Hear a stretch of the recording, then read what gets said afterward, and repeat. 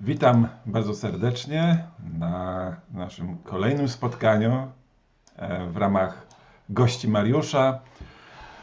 Dzisiaj nietypowo o 14:00, a to ze względu na przesunięcie czasu pomiędzy Polską a Stanami Zjednoczonymi, ponieważ brat Frank Hasel mieszka w tej chwili pod Waszyngtonem w Silver Springs, tam gdzie się mieści też siedziba Generalnej Konferencji naszego kościoła.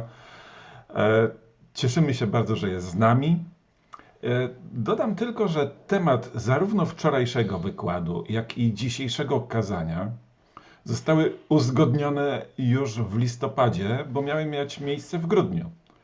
Ale myślę, że ten weekend nie jest przypadkowo. Te wszystkie wydarzenia, wiem, że Pan Bóg na tym czuwał, że akurat te wykłady mają miejsce właśnie w ten weekend, kiedy mamy do czynienia z tą sytuacją na Ukrainie. I wszyscy śledzimy te wydarzenia na bieżąco i z niepokojem te informacje z Ukrainy, które do nas docierają, ale nie lękajmy się. Jeśli ulegniemy strachowi, nasz wróg przejmie nad nami kontrolę, a mamy przecież najlepszego obrońcę. Ufajmy mu. I nie bójcie się tych, którzy zabijają ciało, ale duszy zabić nie mogą, mówi Ewangelia Mateusza 10:28, a też w Mateuszu 10:31. Nie bójcie się, jesteście więcej warci niż wiele wróbli. Frank Hasel jest zastępcą dyrektora Instytutu Badań Biblijnych. Myślę, że dzisiaj powie coś więcej o tym, o swojej pracy. Wczoraj dzielił się z nami swoimi doświadczeniami ze straty żony, którą stracił z powodu raka. Miała 43 lata. Frank jest z pochodzenia Niemcem. Jego dziadek był bohaterem książki Wierzyć Bogu w czasach Chrystusa. Czy teraz ta książka ma troszeczkę inny tytuł? W czasach Hitlera chyba, tak? Tak, już pokazuję. Nieugięty w armii Hitlera, jest dostępna w naszym wydawnictwie Znaki Czasu, można ją kupić, także zapraszam, bo w dzisiejszych czasach ona może być naprawdę dużym wsparciem. Myślę, że to, co dzisiaj będzie miał też Frank nam do przekazania, będzie dla nas wszystkich na pewno wzmocnieniem. I myślę, że też ta sytuacja, że dopiero co zaczęliśmy wychodzić z pandemii, a tu znowu takie ciężkie wydarzenia. Możemy się czuć przygnębieni, ale moi drodzy, nasza ufność jest w Panu. Może zanim rozpoczniemy, pomódlmy się. Panie, dziękujemy Tobie, że możemy w ten sposób chociaż spotykać się i wzajemnie słuchać, wzmacniać, budować. Obdarz brata Franka swoim błogosławieństwem, aby przekazał do nas poselstwo, którego właśnie teraz potrzebujemy. Dziękujemy Ci za te możliwości. Oddajemy się Tobie w imieniu Jezusa Chrystusa. Amen. Bruder, ich freue mich, dass wir Sie auf unserem Kanal hosten können. Danke, gleichfalls. Ich freue mich, denn dass diese Vorträge sind genau auf diese Wochenende, wo haben wir so große Probleme auf unserer Ostengrenze. Wir brauchen heute Verstärkung und Unterstützung. Ich gebe dir das Wort. Vielen Dank. Thank you very much. Let me say a very happy Sabbath to all of you. Dziękuję oczywiście za to wprowadzenie. Ja chciałbym życzyć Wam wszystkim bardzo szczęśliwego sabbatu. Shabbat Shalom, as they say. May the peace of God really fill your hearts and minds in these turbulent times that we live in. Mówi się Shabbat Shalom oczywiście i chciałbym Moim życzeniem jest, aby pokój Boży wypełniał wasze serca i wasze umysły w tych trudnych czasach, w jakich żyjemy. Isn't it a blessing to know that every week the Sabbath quietly comes to you, to us, no matter where you live on this world, on this globe? Prawda, że jest to wielkim błogosławieństwem, że sobota do nas zawsze przychodzi spokojnie, bez względu na to, gdzie znajdujemy się na świecie. And what a blessing it is that to know that there are other believers, other Seventh-day Adventists around the world who also keep the Sabbath and receive the same blessing from this day of God. I jest też również ogromnym błogosławieństwem fakt, że wszędzie na świecie, bez względu na to, gdzie jesteśmy, mamy braci, siostry, którzy również zachowują ten dzień święty. So I was asked to just briefly say a little bit about my person, who I am, and I will share just a few things. Poproszono mnie, aby pokrótce się z wami podzielić tym, kim jestem. Ja parę słów o sobie powiem. I'm a happy Seventh-day Adventist. Jestem szczęśliwym adwentystą dnia siódmego. And I was born into an Adventist family. My father and my mother were Adventists. Urodziłem się w rodzinie adwentystycznej. Zarówno mama, jak i tata byli adwentystami. Yeah, actually, my father was a pastor, and my grandfather was a literature evangelist and a pastor. W zasadzie to mój tata był pastorem i mój dziadek był zarówno kolporterem, jak i pastorem. And so many thought, I should also become a pastor automatically because just my family tradition is like that. I oczywiście wiele osób uważało, że powinienem również zostać pastorem, ponieważ taka jest rodzinna tradycja. But that was not really on my mind initially, and I could tell you a whole lot interesting story about how that changed and how I became a pastor after a while. I muszę wam powiedzieć, że początkowo zupełnie o tym nie myślałem i mam bardzo wiele różnych historii, które się wiążą z tym, ale ostatecznie zostałem pastorem po jakimś czasie. I worked as a pastor in southern Germany for 7 years. Pracowałam jako pastor w południowych Niemczech przez 7 lat. And then I received a call to be a Bible teacher at our school in Austria at Bogenhofen Seminary. A potem zostałem powołany na nauczyciela Pisma Świętego w naszej adwentystycznej szkole w Bogenhofen w Austrii. And I taught there as a Bible teacher and dean for the theology department for 18 years. I tam nauczałem przez 18 lat jako właśnie nauczyciel Biblii, a także jako taki przewodniczący studentów. And then I received a call to go to the General Conference in the United States, and this is where I am right now for the last 5.5 years. A potem zostałem powołany do Generalnej Konferencji i teraz właśnie od 5,5 roku jestem w Stanach Zjednoczonych. I have 3 sons. Mam 3 synów. They are 32, 29, and 22 years old. Którzy mają 32 lata, 29 lat i 22 lata najmłodszy. Yes, yesterday I shared a little bit about my life. I'm a single parent. In 2009, my wife died. She had cancer, and I shared a little bit about that experience. I wczoraj wieczorem opowiadałem o swoim takim doświadczeniu życiowym. Jestem samotnym rodzicem od 2009 roku, w którym zmarła moja żona, zmagająca się z rakiem. I don't know, some of you may know the book that has been briefly introduced at the beginning, A Thousand Shall Fall, that tells the story of my family during World War II in Nazi Germany. Być może niektórzy z was słyszeli o tej książce, która była pokazana wczoraj chyba na początku, że choćby 1000 poległo. Jest to historia mojej rodziny w czasach hitlerowskich Niemiec.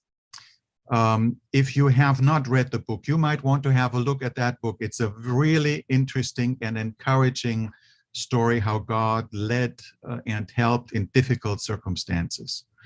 Jeśli nie znacie tej pozycji, to być może warto, żebyście zajrzeli, dlatego że tam jest bardzo wiele historii o tym, jak Bóg interweniował i działał w bardzo trudnych sytuacjach. But I warn you, don't start reading that book late at night just before you want to go to bed. Ale ostrzegam was, nie próbujcie tej książki czytać tuż przed snem. Because once you start reading that book, it is very difficult to stop and put it aside again. To jest, bo dlatego, że jeśli zaczniecie ją czytać, to po prostu jej nie odłożycie. Czyli w polskim tłumaczeniu jest to nieugięte w armii Hitlera. So today I will share a little experience from my family also that is more recent and not just during World War II. Więc będę chciał również dzisiaj dzielić się historią mojej rodziny, ale bardziej taką teraźniejszą, nie z czasów II wojny światowej. And maybe when we have time after that, we can also share a little bit about my work at the Biblical Research Institute and other things that you might be interested in. I oczywiście, jeśli nam starczy czasu, to będę mógł może później, już na koniec, podzielić się troszeczkę informacjami z mojej pracy z Instytutu Badań Biblijnych. So for my sermon today, I would like to turn to a passage in the New Testament that I would like to read with you in the Gospel of Matthew. Więc dzisiejsze kazanie będzie oparte na fragmencie z Ewangelii Mateusza. It is in Matthew chapter 8, verse 23 to 27. Jest to 8 rozdział i od wiersza 23 do 27. And I will have just a little reflection on that familiar passage, and then share a personal story that will illustrate the point. I oczywiście bardzo pokrótce będę chciał omówić ten fragment, a potem opowiedzieć wam osobistą historię, która się właśnie na tym fragmencie opiera. So let's read the word of God first. Matthew chapter 8, verse 23 to 27. A więc przeczytajmy najpierw Słowo Boże i tutaj mamy jeszcze raz Mateusza 8 rozdział od 23 wiersza do 27. By the way, I still like the real thing, the book, the printed page. Oczywiście ja lubię właśnie drukowaną książkę, me too. Czyli, you know, if you are not as privileged to afford to buy a book, you may read on your iPhone or on your tablet, whatever. But let's read the word of God first. Okej. Oczywiście, jeśli nie macie takiego przywileju, żeby móc sobie kupić wersję taką drukowaną, no to oczywiście czytajcie sobie w komórkach. Niemniej jednak przeczytajmy. Shall I? Yeah, I'll read and then you can translate as I read. Okay.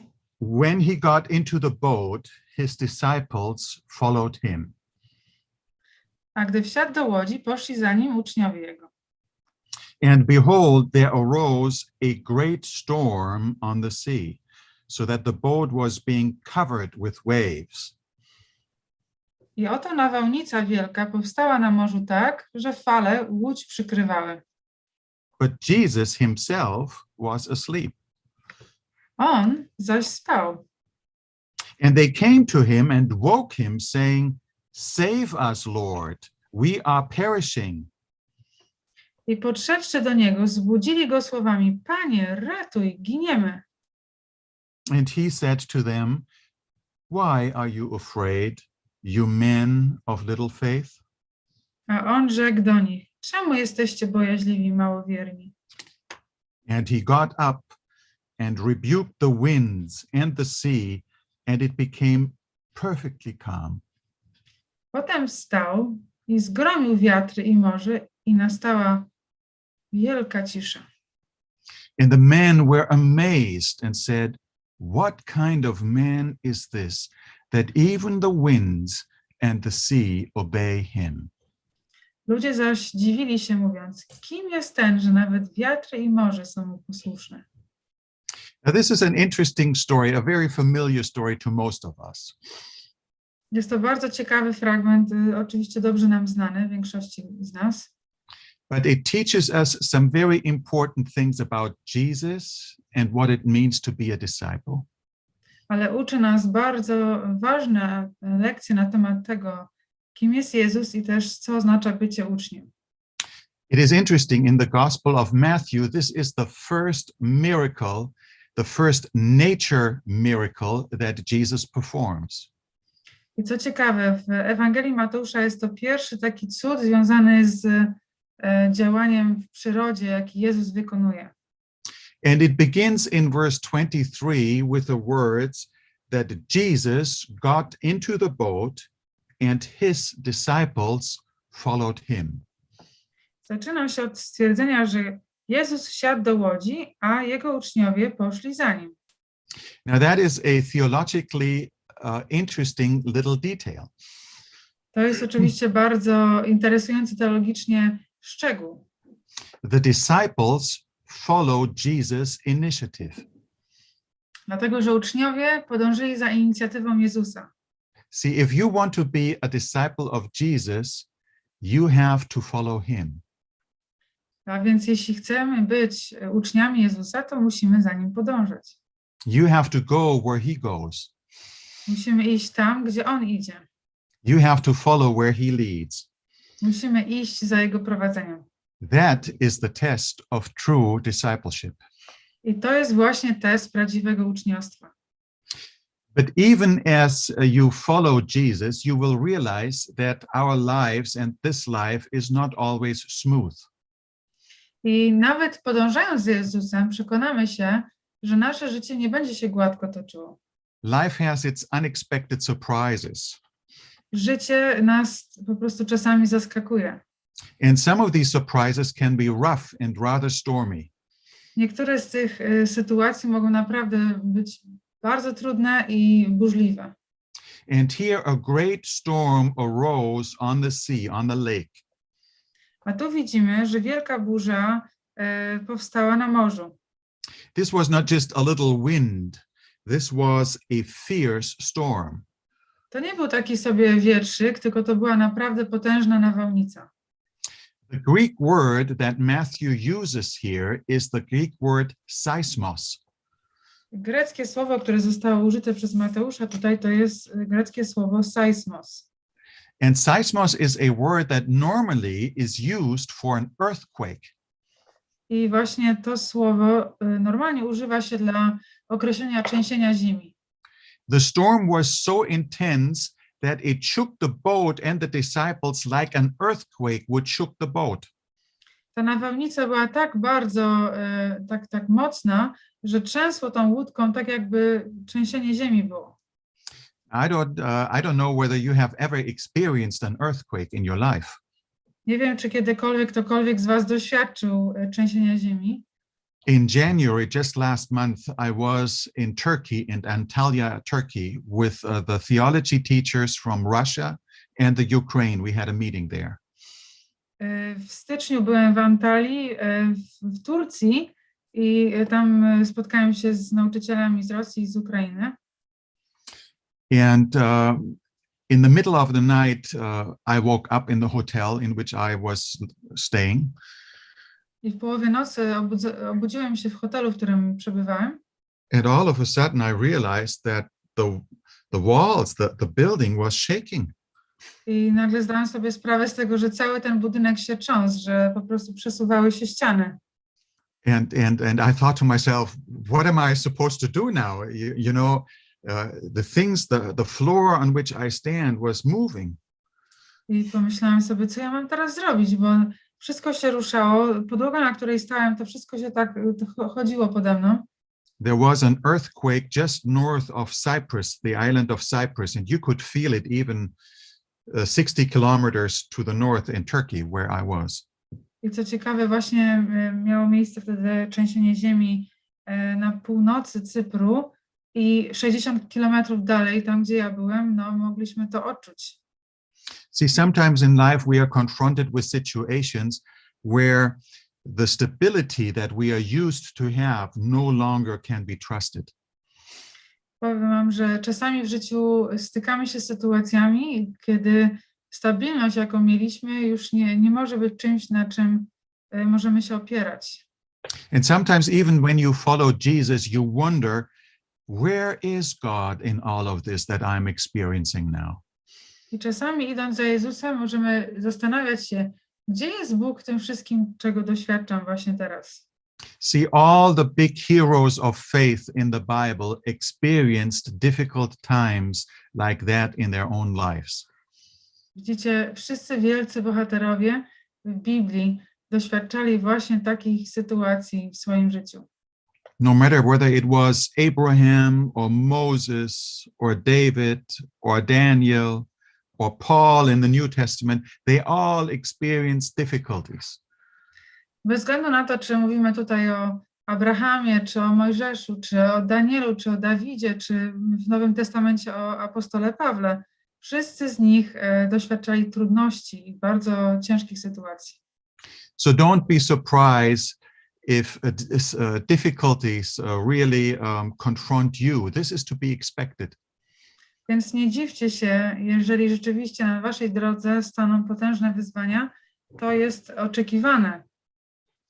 This little story that we just read also reminds us that those who follow Jesus do not need to be afraid, do not need to fear. Ta właśnie historia, którą przeczytaliśmy, taka krótka, a tyle w niej treści, przypomina nam, że idąc za Jezusem nie musimy się bać. They are not alone in the storm. Dlatego, że ci uczniowie nie pozostali sami w trakcie tej burzy.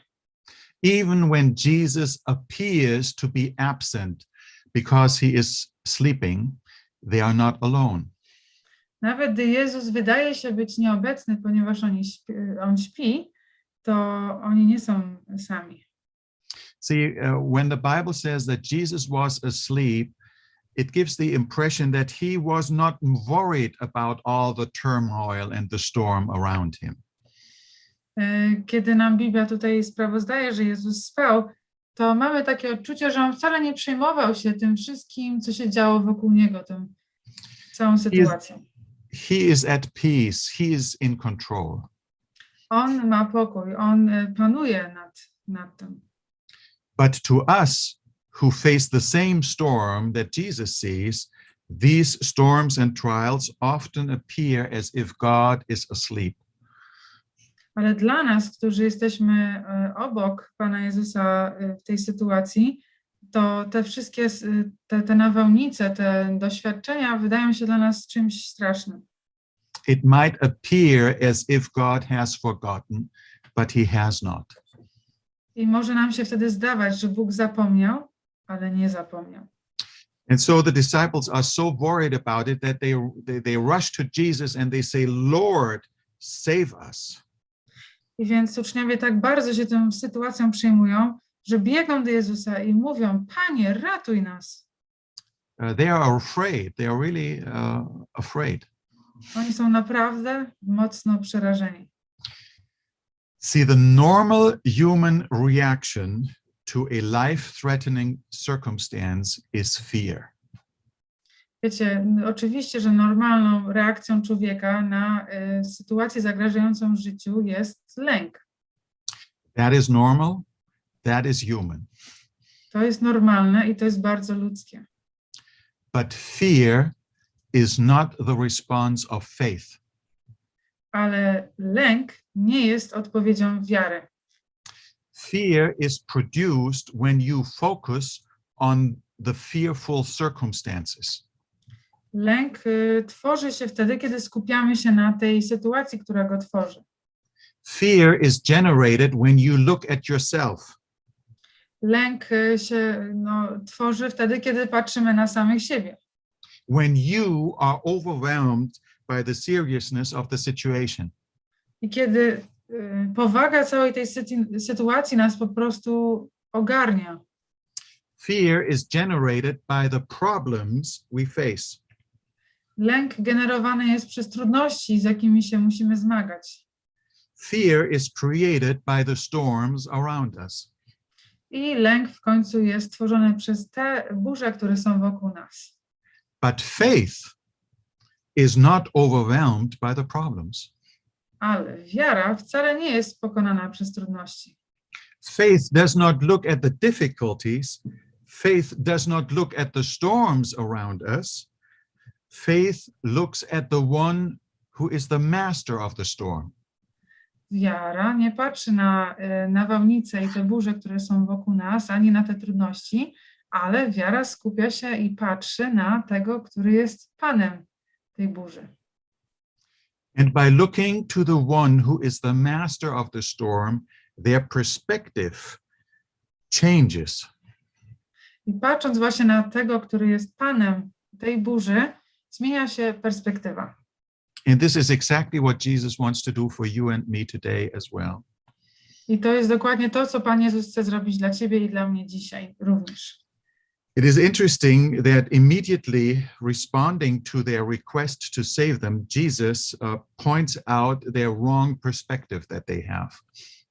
Ciekawe jest to, że praktycznie od razu, kiedy oni zawołali Pana Jezusa, Pan Jezus wskazał im błąd w ich perspektywie. Their little faith, and he wants to encourage them to put their whole trust in him, their faith. No i wytknął im ich małą wiarę i chciał ich zapewnić o tym, żeby całą swoją wiarę złożyli w nim. So let's learn from this little story that we should not focus on the difficulties and the storms in our lives. Więc z tej małej historii, takiej krótkiej, może tak powiem, powinniśmy nauczyć się to, że nie powinniśmy skupiać się na trudnościach ani burzach w naszym życiu, But we must focus on Jesus, who is greater than all the difficulties we can face. ale powinniśmy i musimy skupić się na Jezusie, który jest większy niż wszystkie trudności, jakie kiedykolwiek możemy, przed którymi możemy kiedykolwiek stanąć. So what does Jesus do to show the disciples that he is in charge? A więc co robi Pan Jezus, żeby pokazać uczniom, że On panuje nad sytuacją? He rose, he stands to the occasion. On wstaje, powstał. And he rebukes the wind and the sea. I zgromił zarówno wiatr, jak i morze. He is the creator of nature. On jest stwórcą całej przyrody. And therefore he is the master of the storm. I w związku z tym jest również Panem całej tej burzy. And he is in control, and they watch this and they are amazed and they say, what man is this? I on oczywiście panuje nad tym wszystkim. I oni, obserwując to, byli w szoku i powiedzieli, co to za człowiek? Now, I don't know what the storms in your life are that threaten your existence. Nie wiem, jakie burze przechodzisz w swoim życiu, które zagrażają twojemu istnieniu. What obstacles are you facing today where you need the Lord's Jesus power to save? Jakie wyzwania stoją przed tobą, gdzie potrzebna ci jest moc Pana Jezusa, aby cię zbawić? Maybe you struggle financially and you are trying to survive the economic challenges of COVID and the times we live in. Być może przechodzisz przez takie trudności finansowe, próbując przejść przez sytuacje, które wiążą się na przykład z COVID-em. Maybe your marriage is falling apart and you struggle to survive the emotional storm of such a difficult separation. Być może twoje małżeństwo właśnie się rozpada i zmagasz się teraz z tym, żeby przetrwać tą niezwykle emocjonalnie trudną sytuację. Maybe you are struggling spiritually and your spiritual life has become like a dry desert without life. Może zmagasz się duchowo. Twoje życie duchowe stało się jak taka pustynia i po prostu czujesz, że jesteś daleko od Boga. Maybe you are battling with a life-threatening sickness and some health issues that scare you. Być może zmagasz się z sytuacją problemów zdrowotnych albo choroby, która zagraża twojemu życiu. Maybe you are worried about the political developments, the recent political developments, and the war that has started just across your border in the Ukraine. Może martwicie się tym, co się dzieje na scenie politycznej, ponieważ wiemy, że wojna rozpoczęła się tuż za granicami naszego kraju. And you think of your loved ones and your family who might be in danger and you don't know where they are and how this will all end for you. I myślisz o swoich bliskich, o swojej rodzinie, którzy mogą znajdować się gdzieś w jakimś niebezpieczeństwie, nawet nie wiecie, gdzie oni są. I serce wasze jest ciężkie od troski. Whatever the challenges are that you are facing. Jakiekolwiek nie byłyby te zmagania i trudności, które przed tobą stoją. I want to remind you today not to focus on your problems, but to look to Jesus. Chcę tobie dzisiaj przypomnieć, abyś nie skupiał się na swoich trudnościach, ale żebyś patrzył na Jezusa. Be mindful of who he is. Pamiętaj o tym, kim on jest. Remember what he is capable of doing. Pamiętaj, co on jest w stanie zrobić. One of my favorite quotations from one of my favorite authors reads like this. Mam taki ulubiony cytat od jednej z moich ulubionych autorek. She says, "Worry is blind and cannot discern the future." Mówi tak, zamartwianie się jest ślepe i człowiek zamartwiający się nie może rozpoznać przyszłości. But Jesus sees the end from the very beginning. Ale Jezus widzi koniec na samym początku. In every difficulty, he has his way prepared to bring relief. W każdej trudności Pan Jezus ma przygotowany sposób na to, aby przynieść ulgę. Our Heavenly Father has 1,000 ways to provide for us, of which we know nothing. Nasz niebiański Ojciec ma 1000 sposobów na to, aby udzielić nam pomocy, o których my nie wiemy nic. And those who accept the one principle of making the service and the honor of God supreme. I ci, którzy przyjmują jako naczelną zasadę służbę Panu Bogu i przynoszenie Mu chwały, will find perplexities vanish and a plain path opening up before them. zauważą, że trudności znikną, a przed nimi będzie się rozpościerała prosta droga. Now, this is a quote from Ellen White in the book Desire of Ages, page 330. To jest cytat z książki Życie Jezusa w angielskim przekładzie na stronie 380. And as an illustration, I would like to share a story from my own family in recent times. I chciałabym podzielić się z wami przykładem z własnego doświadczenia naszej rodziny. I share this as an encouragement for you to see that God is still alive and that he cares. I dzielę się tą historią po to, żeby dała wam otuchy, że Bóg cały czas istnieje, że cały czas się troszczy. Now, this is a story that did not happen a long time ago during World War II. I ta historia nie wydarzyła się dawno temu podczas II wojny światowej.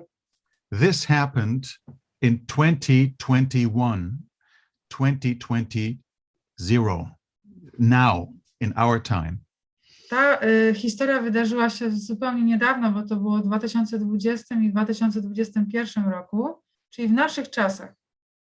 In fact, it started in March 2020. W zasadzie zaczęło się to właśnie w marcu 2020 roku. And it continues to this very day today. I oczywiście dalej trwa. So you have to know that I have two younger sisters. I'm the oldest one and I have two younger sisters. W mojej rodzinie jestem najstarszym bratem, dwóch jeszcze młodszych sióstr. They both live in Austria, in Central Europe. Obie mieszkają w Austrii. And my middle sister, she is a nurse, a registered nurse. I moja siostra, która jest środkową, jest pielęgniarką wykwalifikowaną. And she doesn't work in a hospital, but she visits sick patients in their homes and travels to the homes and helps them do whatever needs to be done there. I ona nie pracuje w szpitalu, natomiast jest taką pielęgniarką, która objeżdża pacjentów i udziela im pomocy w ich domach. Now, in the year 2020, the COVID pandemic started. I oczywiście wiemy, że w 2020 roku rozpoczęła się pandemia COVID-19. And you know, this strange little virus that hit the world really doesn't care where you live.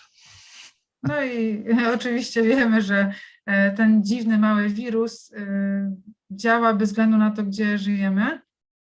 It doesn't care whether you live in the United States or in Poland or in Austria. Czy to w Stanach mieszkamy, czy w Polsce, czy w Austrii. The virus is not interested in who you are, you know, and doesn't make any difference whether you're educated or not. I oczywiście wirus nie interesuje się tym, kim jesteś, czy jesteś wykształcony, czy nie. And the virus has not just health problems that go along with it, but many other problems that go in its wake. I wirus niesie ze sobą nie tylko problemy zdrowotne, które mogą się pojawić w wyniku jego wystąpienia, ale oczywiście szereg innych trudności. So because of this whole pandemic that evolved in March 2020, her husband became unemployed. He lost his job. He lost his work.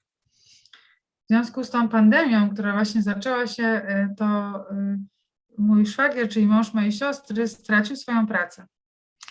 And he was the main provider for earning money. She was working only half time, 50%. Moja siostra wtedy pracowała na pół etatu, a z kolei mój szwagier był głównym żywicielem rodziny.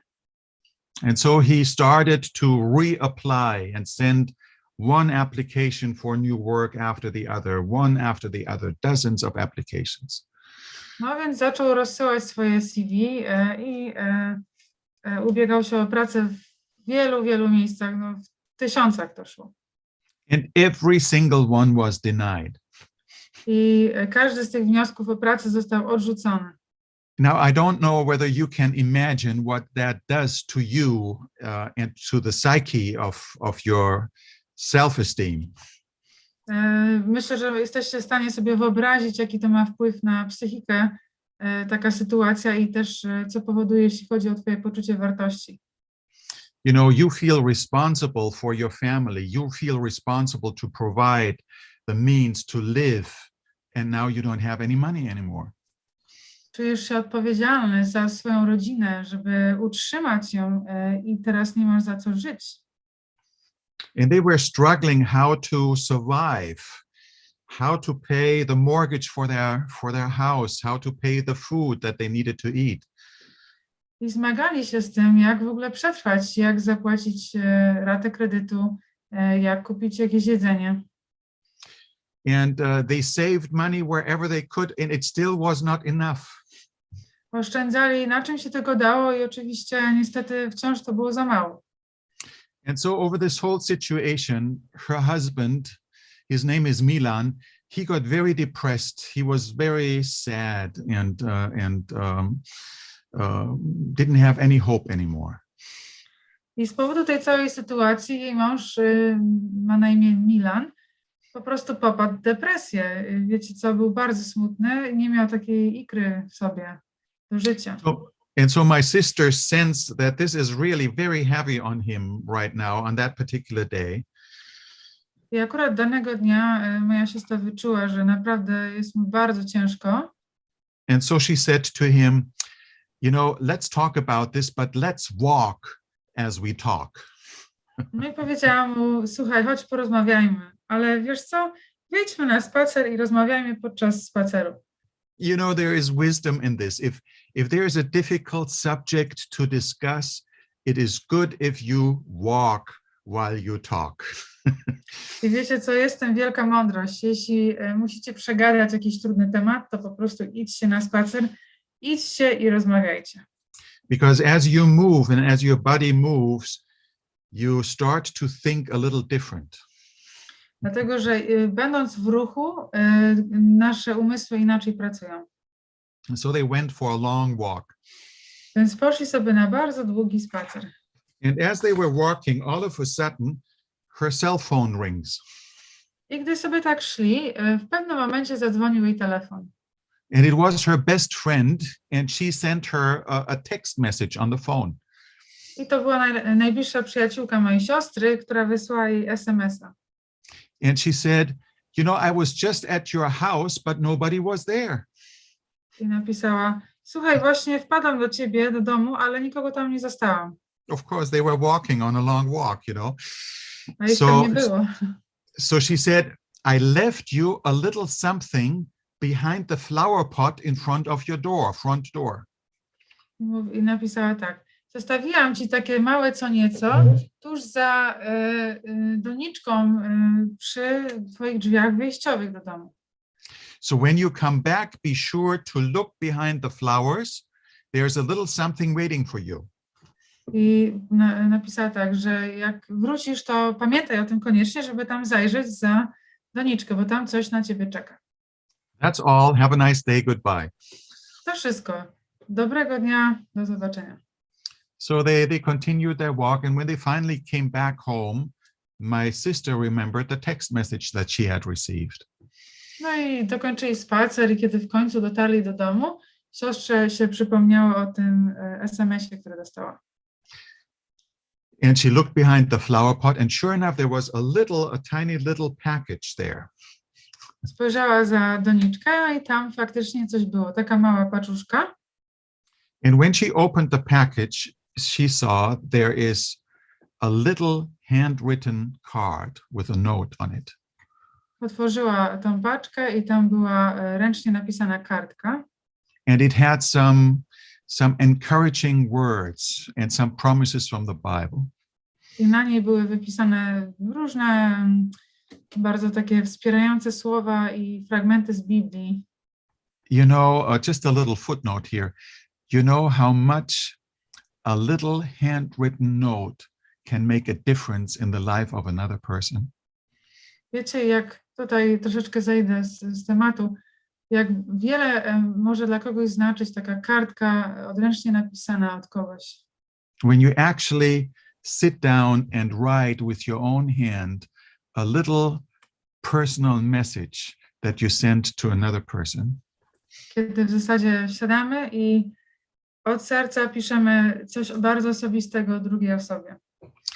So besides the card, there was a little candle that smelled nice, had a nice smell. I poza tą kartką była też taka mała świeczuszka, która bardzo ładnie pachniała. And there was a little money in that little package as well. I również troszkę pieniędzy w tej przesyłce. Not much money, it didn't cover all the problems, you know, but that little signal to them was such an encouragement that God had not forgotten, that he sees their need. Oczywiście to nie były bardzo ogromne pieniądze, ale ważne było to, że to był taki sygnał od Pana Boga, że Bóg o nich nie zapomniał. To miało dla nich tak ogromne znaczenie. The next morning, my sister and her husband are in the kitchen and they eat breakfast. Następnego poranku moja siostra ze swoim mężem są w kuchni, spożywają śniadanie. And they like to eat for breakfast bread and raspberry jam. Oni bardzo lubią na śniadanie jeść chleb i dżem malinowy. So my sister goes to the refrigerator and takes out the glass with raspberry jam. No więc moja siostra wychodzi, idzie do lodówki, wyciąga sobie ten dżem malinowy. And she says to her husband, I mówi do swojego męża: Milan, look, this is the last glass of our favorite raspberry jam. Now we don't have any more. And I don't know when we will have enough money to buy the next glass. Mówi, Milan, zobacz, to już jest ostatni słoik tego dżemu malinowego. I nie będziemy mieć już więcej i nie wiem, kiedy będziemy mieć pieniądze na to, żeby kupić następne. So they eat breakfast, but the day goes on. Jedzą śniadanie, dzień się toczy. And my sister prepares lunch, a simple meal that they eat for lunch. A potem moja siostra przygotowała bardzo prosty posiłek na obiad. And they like to season their meals with yeast flakes. That's a little something that they like to eat with their meals. No i lubią przyprawiać swoje dania odrobiną płatków drożdżowych. Po prostu lubią jeść się. And so she says to her husband, Milan, look, this is the last glass of yeast flakes. Now we don't have any yeast flakes anymore. And I don't know when I will have the money again to buy the next one. Mówi, Milan, zobacz, to jest niestety ostatnie opakowanie płatków drożdżowych, jakie mamy. Jak nam się skończy, no to nie wiem, kiedy znów będziemy mogli sobie na to pozwolić. The day goes on and they eat dinner at the evening. No i wieczorem spożywają taką kolację i właśnie. And for dinner, they like to eat a very simple thing. Milan comes from the Czech Republic. Her husband is from the Czech Republic. And there they like to eat what they call ajwa. No więc Milan pochodzi z Czech i tam lubią spożywać ajwar. You know, it's a very simple thing from pepper and eggplants and tomatoes that you use on your bread and whatever. To jest taka pasta z papryki, z bakłażanu. Jest bardzo smaczne, można to sobie posmarować kanapkę tam. And she says to her husband, Milan, look, this is the last glass of ajvar. Now we don't have any ajvar anymore, and I don't know when I will have money enough to buy the next one. No i ona mówi, słuchaj Milan, to jest niestety ostatni słoik ajwaru. Nie wiem, kiedy będzie nas stać, żeby kupić kolejny. The next day, her husband Milan goes to the insurance company of their car. Następnego poranka Milan idzie do agencji ubezpieczeniowej, tam od ich auta. Because they can no longer afford to pay the insurance for their car. And so they decide, well, we'll just have to quit the insurance and have to live without that car. No więc dlatego, że już nie było ich stać na to, żeby opłacać składki na ubezpieczenie, więc stwierdzili, że no będą musieli po prostu żyć bez samochodu. And when he comes back to the house, he notices that in front of the front door there is a brown paperback sitting there. Kiedy dochodzi do domu, patrzy, a tam jest taka torba, brązowa torba przed drzwiami. And he calls my sister and he says, have you noticed anyone leaving something in front of our door here? I dzwoni do mojej siostry i mówi, słuchaj, nie zauważyłeś nikogo, kto tutaj przechodził, bo mamy tu paczkę przed domem. And she says, no, there was nobody there. I have not noticed anybody. I didn't see no one. Ona mówi, nie, wiesz co, ja nikogo nie zauważyłam, naprawdę, nikt tu nie przechodził. So Milan opens the paperback and looks inside. Milan otwiera tą torbę i patrzy do środka.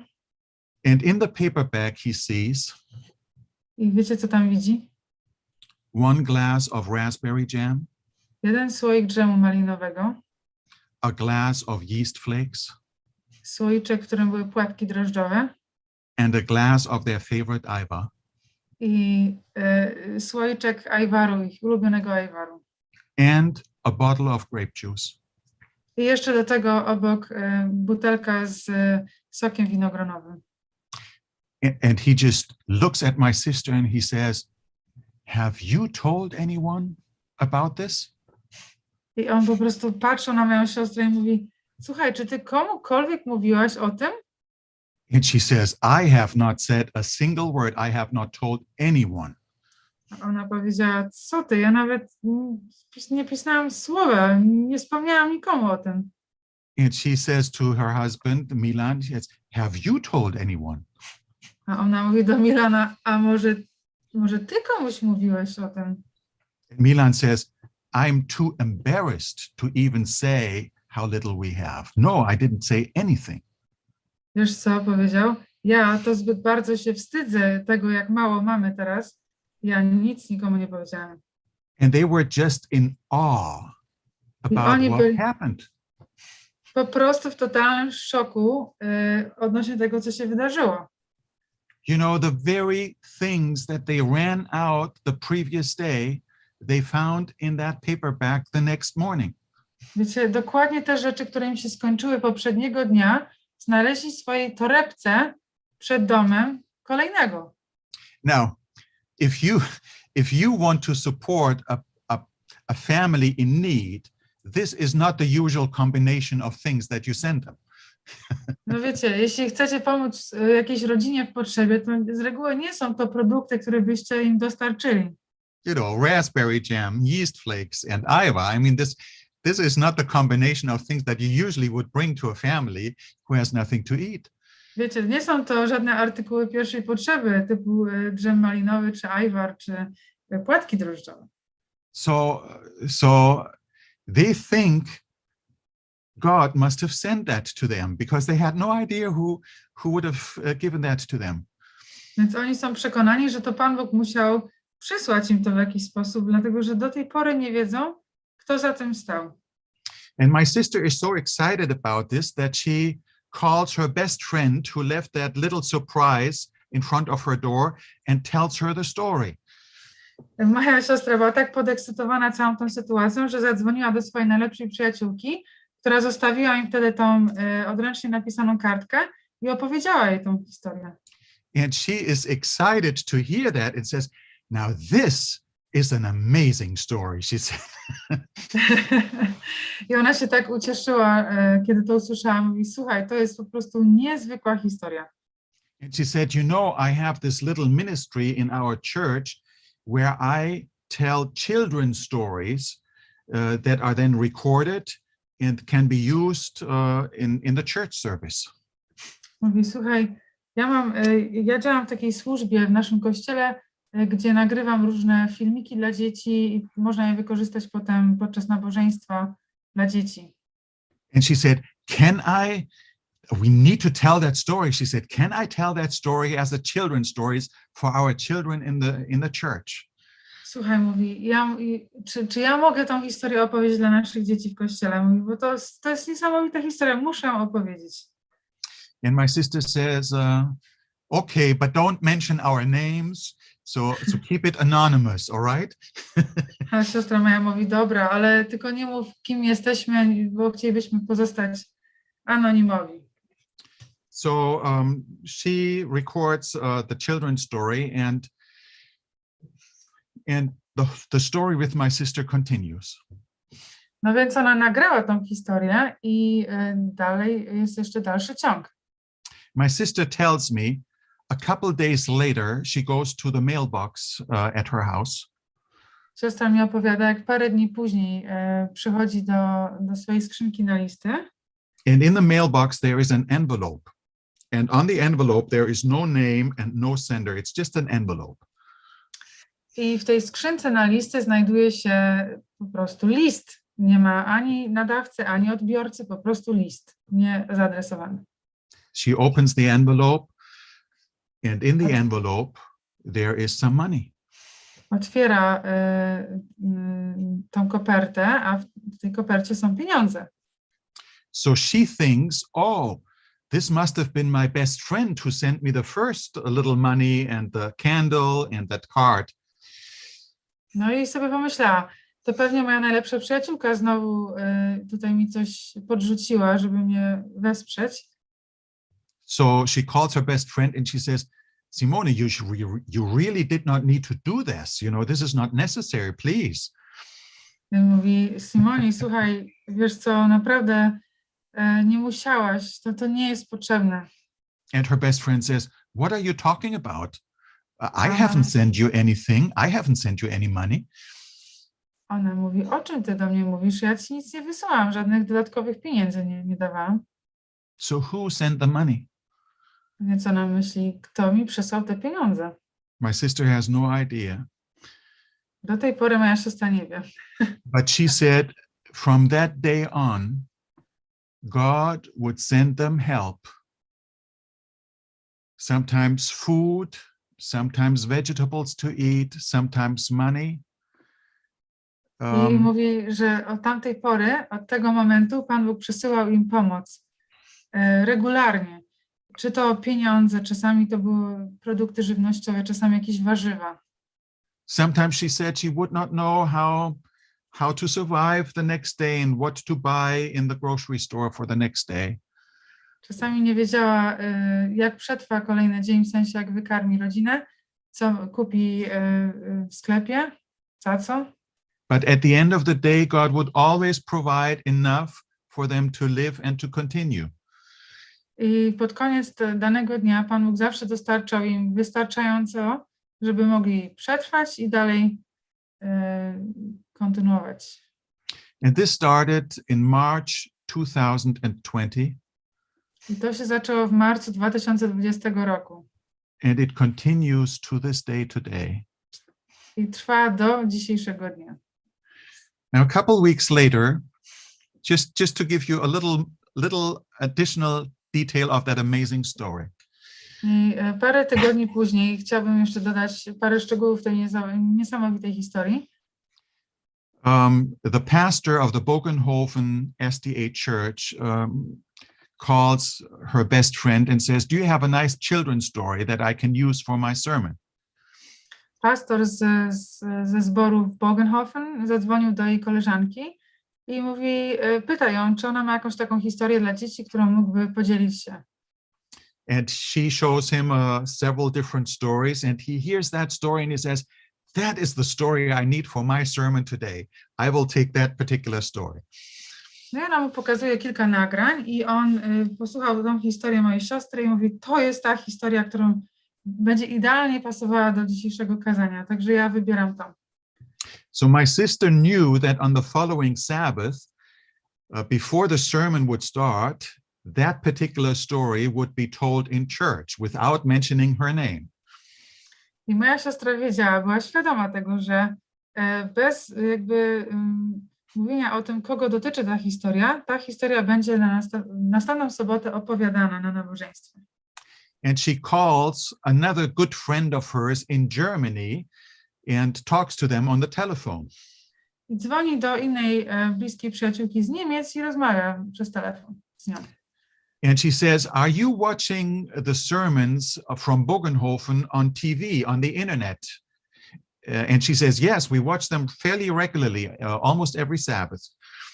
I pyta się, czy oni czasami oglądają te nagrania nabożeństw z Bogenhofen. Ona mówi, że tak, w miarę regularnie oglądają w soboty właśnie te And she says to her good friend in Germany, "Be sure to watch it this coming Sabbath and watch the children's story that is being told. It's a story about what happened to us." I mówi do jej koleżanki, słuchaj, w takim razie na pewno obejrzyjcie to nabożeństwo, które będzie w najbliższą sobotę, bo tam w historii dla dzieci będzie historia, która nam się naprawdę wydarzyła. So on Sabbath evening, this good friend from Germany and her husband call my sister. W sobotę wieczorem ta właśnie jej przyjaciółka z Niemiec zadzwoniła do mojej siostry. And she says, "Jutta, we listened to that children's story and it really touched our hearts." Mówi, Jutta, wiesz co, przesłuchaliśmy tą historię dla dzieci i powiem ci, że bardzo nas to wzruszyło. You know, my husband and I, we have a little private business where we produce Christian children books.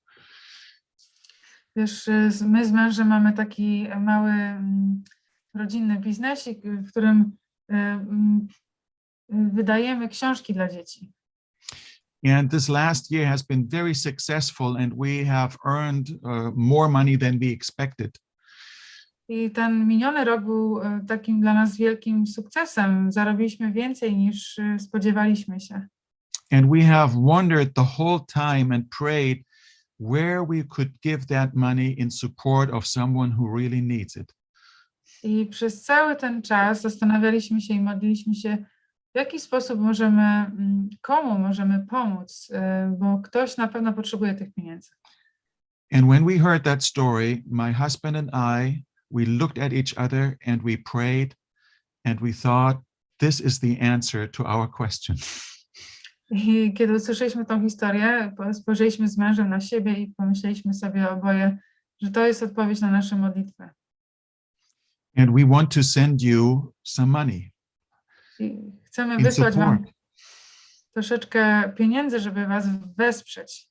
And by the way, your husband can also work part-time for us, for that company that produces those Christian children books. I przy tej okazji twój mąż również mógłby na część etatu pracować dla nas, dla tej firmy, która właśnie produkuje, znaczy nie produkuje, tylko wydaje książki dla dzieci, chrześcijańskie książki. So that provided a new, hope and perspective, and also helped them to cover some of the costs that they had to pay for. I to pomogło im, po pierwsze dało im ogromną nadzieję i też perspektywę na lepszą przyszłość, ale też pomogło im spłacić niektóre zobowiązania, które mieli. A couple days later, the Austrian Union called the best friend who had told their children's story. Kilka dni później Austriacka Unia, czy Wydział, zadzwonił do tej najlepszej przyjaciółki, która opowiedziała historię tą. And she thought, oh, they probably liked the story and now they want me to tell more stories, but I just don't have time to do this. And so she did not respond immediately. I pomyślała sobie, o nie, pewnie do mnie dzwonią, bo mi się ta historia spodobała i pewnie chcieliby, żebym ja opowiedziała więcej takich historii, a ja nie mam na to czasu, więc po prostu ona nie odpowiadała przez jakiś czas. But after a while she said, I better respond to the union when they call me. So, otherwise, this is very unpolite. Potem po chwili pomyślała sobie, w jakimś czasie powinnam jednak odzwonić do wydziału, bo przecież to jest naprawdę nie w porządku, żeby nie odpowiadać im. And when she called the union people, they told her, we received a phone call from a family who watched that children's story, heard that children's story on the internet. I kiedy kiedy dzwoniła się z wydziałem, powiedzieli tak, zadzwoniła do nas rodzina, która tą historię oglądała w internecie. And they want to get in contact with you. Can we give you their telephone number? Po prostu chcą się z tobą skontaktować. Czy możemy przekazać ich numer tobie?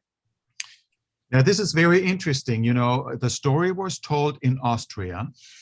I wiecie, to jest niezwykle ciekawe. Historia została opowiedziana w Austrii. But these people were Germans who lived in Sweden. Ale ci ludzie to byli Niemcy mieszkający w Szwecji. We never heard their names. We don't know them. We have never had contact with them. Nigdy wcześniej nie znaliśmy ich imiona i nazwiska, po prostu nigdy nie mieliśmy z nimi wcześniej kontaktu. And on the internet, they hear the story and they get the impression this family needs more support. We would like to support them. I usłyszeli tę historię w internecie, więc dostali takiego przekonania, że chcieliby pomóc tej rodzinie i stąd ten kontakt. And so through her good friend, there was a connection and they received more support. I właśnie przez jej dobrą koleżankę po prostu otrzymali jeszcze więcej wsparcia. I could go on and on and on, but I will quit here just to illustrate how God is alive even today in 2022. I wiecie co, ja mogłabym długo tak opowiadać, ale teraz tu się zatrzymam i po prostu chciałem wam to pokazać, żebyście widzieli, że Bóg jest żywy w tym czasie, w 2022 roku. It touches my heart every time I tell that story about my sister because I know that is true, that just happened now. I wiecie co, to bardzo jest mi bliskie za każdym razem, kiedy opowiadam tę historię o mojej siostrze, bo to się niedawno, dosłownie cały czas w sumie dzieje jeszcze, i dlatego jest to takie niesamowite. And the good news is, this did not happen 80 years ago during World War II. This is happening now in 2022. I dobra nowina jest taka, że to nie wydarzyło się kiedyś tam 80 lat temu podczas II wojny światowej, ale to się dzieje teraz właśnie, w 2022 roku. Now, dear brothers and sisters, let me conclude with just a few thoughts of what we can learn from that story and that experience. Kochani bracia i siostry, chciałabym jakby zakończyć pewnymi wnioskami dotyczącymi tego, czego możemy się nauczyć z Pisma Świętego. Now, here's the first lesson I think that we all can learn. Myślę, że to jest pierwsza lekcja, jaką możemy się wszyscy nauczyć. If you see another person in need, then send a little card, a little note, a little word of encouragement. Jeśli widzisz jakąś osobę w potrzebie, wyślij do tej osoby małą kartkę, jakąś notatkę z takim wspierającym słowem. Show a little gesture of kindness, of friendliness. Okaż taki mały gest przyjaźni, życzliwości.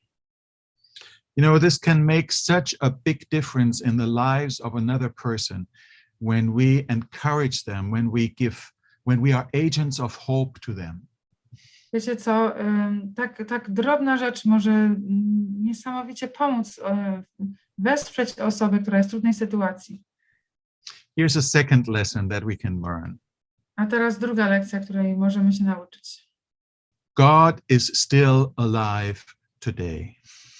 Bóg wciąż żyje dzisiaj. He is the same yesterday and today and tomorrow. Jest tym samym. Był wczoraj, jest dzisiaj i będzie jutro. And God is fully capable of providing for your needs. I Pan Bóg jest całkowicie zdolny do tego, żeby zaspokoić twoje potrzeby. God knows what you need. Pan Bóg wie, czego potrzebujesz. God knows what you lack, and if it's just as simple as raspberry jam and Ivan. I Pan Bóg wie, czego ci brakuje i chociaż może by to być to coś tak prostego jak dżem malinowy albo ajwar, You know, God delights, he is happy to provide things for you and to care for you. i powiem wam, że Bóg cieszy się, Bóg naprawdę chce drobnymi rzeczami obdarowywać ciebie, aby zaspokajać twoje potrzeby. Now, here's a third lesson that we can learn from that experience. A jeszcze mamy trzecią lekcję, którą możemy wyciągnąć z tej całej historii. See, you would not know about that miracle, that amazing story that took place, if I had not shared that story with you today. Wiecie co, nie wiedzielibyście o tym cudzie, który miał miejsce, o tej niezwykłej historii, która się wydarzyła, gdybym ja dzisiaj z wami się nią nie podzielił. Brothers and sisters, I'm convinced you have your own stories to tell and share. Kochani, jestem tego pewien, że wy macie własne swoje doświadczenia, którymi możecie się dzielić. And we need to share our stories and how God has acted in our lives with other people more often. I my musimy dzielić się tymi historiami, jak Pan Bóg działał w naszym życiu dużo częściej z innymi. You know, sharing those marvelous stories of how God helped and provided in our lives, how he changed difficult circumstances, how he gave us courage. Wiecie co, dzieląc się tymi historiami, jak Pan Bóg troszczył się o nas, jak zaopatrywał nas, jak ratował nas w trudnych sytuacjach, po prostu nas wzmacniają i dodają otuchy nie tylko nam, ale też innym. Let us not just recount and tell all the troubles and the difficulties that we face. Nie wspominajmy tylko o tych trudnościach i problemach, z którymi się stykamy i zmagamy. If we share his blessings, the blessings that God has granted us, we will be saved, we will be blessed, and others will be blessed. Jeśli my będziemy dzielić się tymi cudownymi historiami, które Pan Bóg w naszym życiu sprawił, to zarówno my odbierzemy błogosławieństwo, jak i inni. And I think God will be delighted I ja myślę, że Bóg będzie zachwycony. So why not start even today, in the evening, in the afternoon, sit together and share a story from your life where God has been active and a blessing to you. I nawet dzisiaj po południu lub wieczorem po prostu spotkajcie się i opowiadajcie sobie te historie, gdzie Pan Bóg działał dla twojego dobra. We need to hear those stories. We need to be reminded of God's grace and His power. Musimy słyszeć te historie, musimy sobie przypominać Bożą łaskę i Jego moc w naszym życiu. And here's another fourth a little lesson that we can learn from that experience, I think. Jest jeszcze jedna mała lekcja, taka czwarta, którą możemy wyciągnąć z tej sytuacji. God does not give you everything at once, Pan Bóg nie daje tobie wszystkiego naraz, but He provides enough for every day. ale daje wystarczająco na każdy dzień. So let us trust God and let us exercise faith in Him who is capable of providing for all we need. A więc ufajmy Panu Bogu i ćwiczmy wiarę w tego, który jest w stanie zaopatrzyć wszystkie nasze potrzeby. And lastly, let me just say, may you experience the blessing that flows when you start doing that. I na koniec chciałbym powiedzieć, życzyć wam, abyście doświadczali tego błogosławieństwa, które potem zaczyna się roznosić na wszystkich z takiej sytuacji. And may you be pleasantly surprised of what God is able to do that you have not even thought about. I niech Pan Bóg cię w bardzo miły sposób zaskoczy tym, co jest w stanie zrobić, a oczywiście jest to coś, na co nigdy byś nie wpadł. Look to God, not to your problems. Patrz na Boga, a nie patrz na swoje trudności. Do not fear, have faith. Nie lękaj się, miej wiarę. For even the stormy winds and the sea obey His word. Bo nawet te wiatry burzliwe i to morze wzburzone słuchają się Jego słowa. May God bless you. Amen. Niech Pan Bóg ci błogosławi. Amen. Cieszę się, że podzieliłeś się z nami tą historią. I'm really glad that you shared that story with us. Historia twojego szwagra i twojej siostry bardzo przypomina mi tą moją historię, kiedy dokładnie 10 lat temu dostałem ponownie pracę po bezrobociu. Their story reminds me of my own story when exactly 10 years ago I was employed again after being unemployed for quite a long time. Jeżeli ktoś jeszcze nie słuchał tego kazania, to zapraszam dokładnie chyba 3 marca 2012 roku na naszym kanale. Nie pamiętam, czy to będzie wideo, czy to będzie MP3, ale miałem wtedy okazję podzielić się też tym doświadczeniem. Mariusz shared his story almost exactly a year ago on the 3rd of March 2012, 10 years ago, in a sermon, how God provided and how he got a job. Nice. Yeah. Ale jedna z moich największych zagadek to jest to,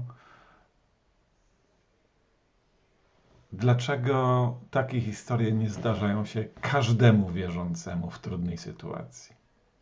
But one of my greatest challenges is why such stories don't happen to every believer when they face difficulty.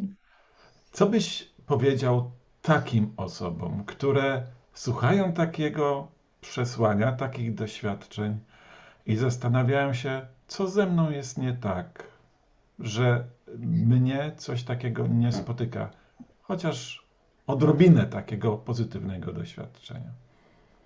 What would you say to those who are going through difficulties and challenges and do not have such a response from God and are wondering what's wrong with them that they cannot have such an experience? How would you encourage those? That's yeah. It's a good question. Dobre pytanie. You know, I don't have the answer for everything, but this is something I would say. Wiesz, nie mam odpowiedzi na wszystko, ale powiedziałbym coś takiego. Just because something doesn't seem to happen in your life does not mean that God has forgotten you. That's the first important thing that I would like to say. Pierwszą ważną rzeczą, jaką bym wspomniał, to, że pewne rzeczy nie dzieją się w naszym życiu, nie oznacza, że Bóg o nas zapomniał. You know, and the second thing I would say is keep in mind that what we experience as humanity, different human people, is part of a greater controversy in which we are part of. Mhm. A drugą rzeczą, jaką bym powiedział, to, że trzeba mieć cały czas na uwadze to, że znajdujemy się w środku wielkiego konfliktu i różni ludzie są w różnych sytuacjach w związku z tym. And we don't have all the information and details of what is going on in that controversy between good and evil, God and Satan in this world. I w danym czasie, kiedy coś przeżywamy, nie mamy oczywiście wiedzy na temat tego, co dokładnie dzieje się za kulisami w tym wielkim boju między dobrem a złem. All we know is that there are certain what I would call rules of engagement by which God is committed and by which God is bound. I wszystko, co wiemy, to, że są pewnego rodzaju zasady jakby Bożego działania czy zaangażowania w naszym życiu, przez które Pan Bóg jest zobowiązany. And one of these rules of engagement is that God will never force his way and he will always respect your free decision.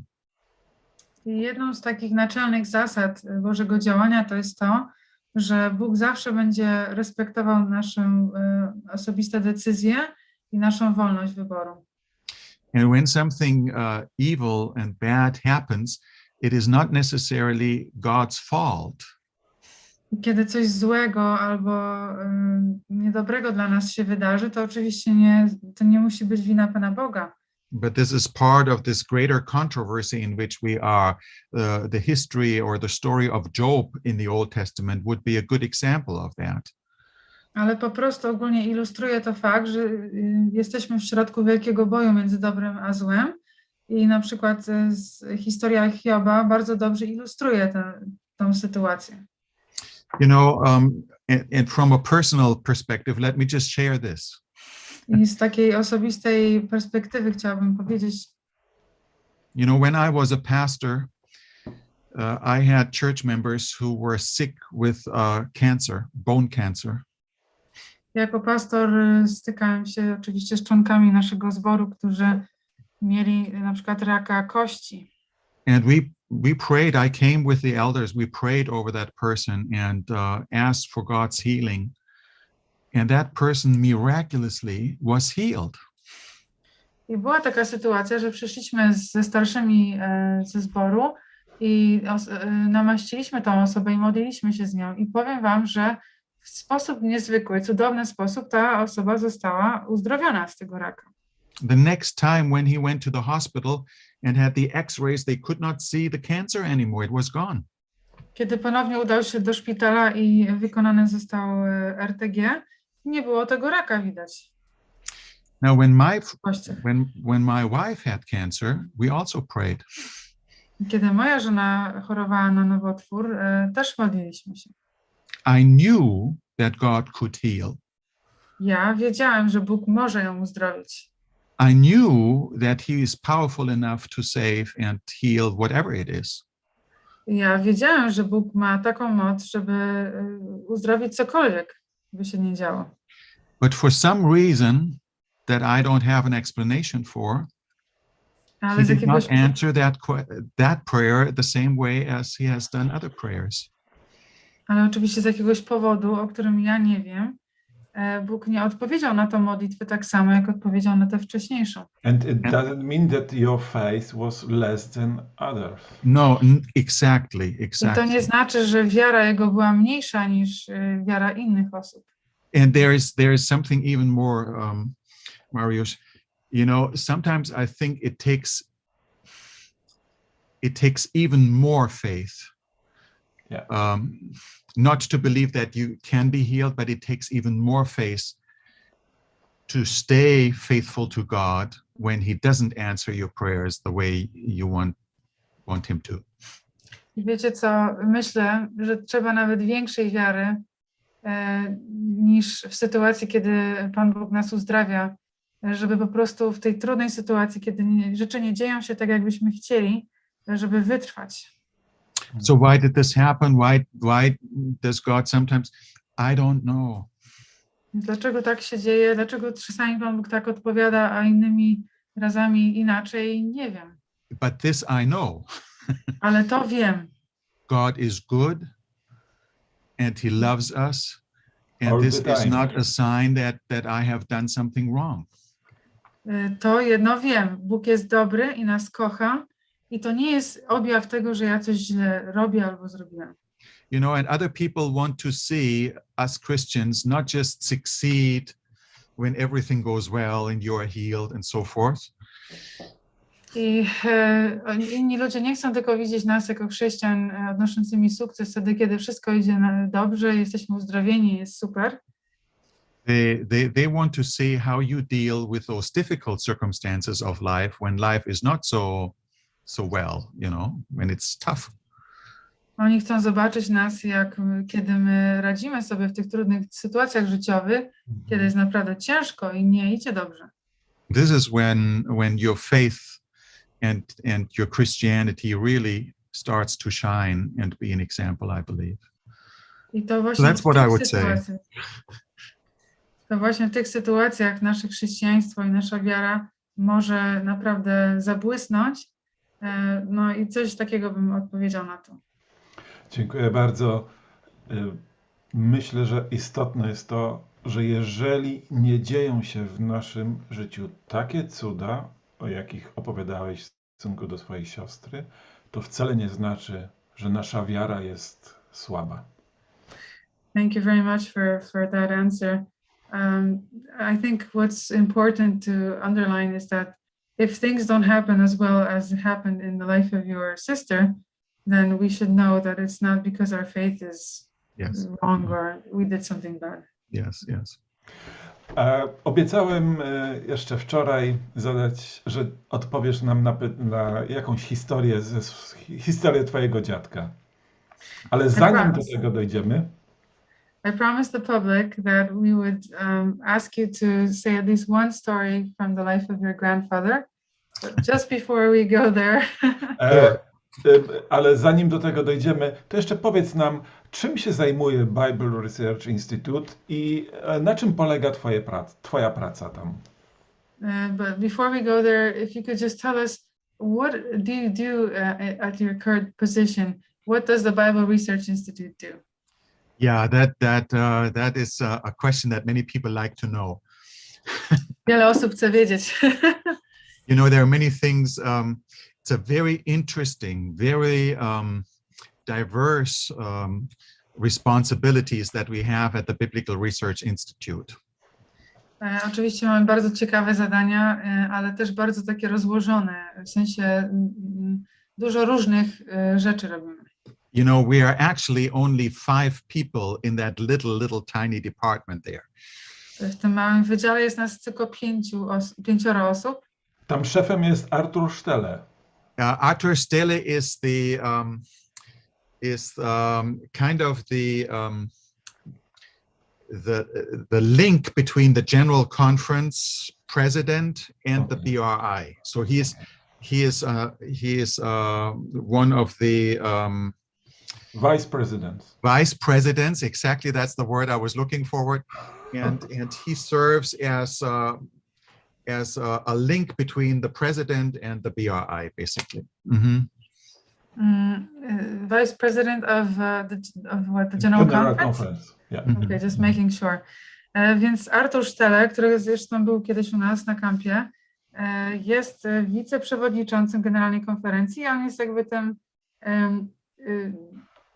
tym ogniwem łączącym ten Instytut Badań Biblijnych z Generalną Konferencją.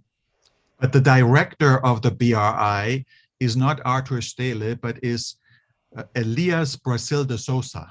Okay. He is from Brazil, as his name already indicates. He is the Brazilian, South American. Ale dyrektorem naszego instytutu jest Elias Brasil de Souza. Brasil de Souza i on jest z Brazylii i on tam zresztą mieszka. And then we have one person from North America, New Testament scholar Clinton Wallin. Potem mamy uczonego z Nowego Testamentu z północnych Stanów, chyba Stany Zjednoczone, Clinton Wallin. And myself from Germany originally. And then we had two more who recently retired, Eckhard Müller and Kwabena Donkor. They both retired in December. I potem jestem jeszcze ja. No i potem mamy dwie osoby, które w zasadzie w grudniu odeszły na emeryturę. To Eckhard Müller. Müller i Kwabena Donkor. He is from West Africa, from Ghana. Kwabena Donkor. On jest z Gany, z zachodniej Afryki. So since two have retired, we are actually right now only three. Więc ponieważ dwóch już jest na emeryturze, no to zostało nas tylko trzech. And recently another replacement for Kwabena Donkor was voted by the General Conference, but he is not able to be with us yet because, you know, this is a complicated process to transfer to the United States and visa and work permit and all that. Ale już została wybrana jedna osoba za Kwabenę i tylko, że jeszcze z nami nie jest, dlatego że wiadomo, że to jest proces, zanim otrzyma wizę i pozwolenie na pobyt i całą resztę, więc jeszcze z nami nie pracuje. What is our responsibility? What do we do? Ale czym się zajmujemy?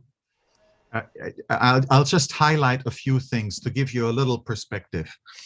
Podkreślę tylko parę rzeczy, żeby nadać wam trochę perspektywy.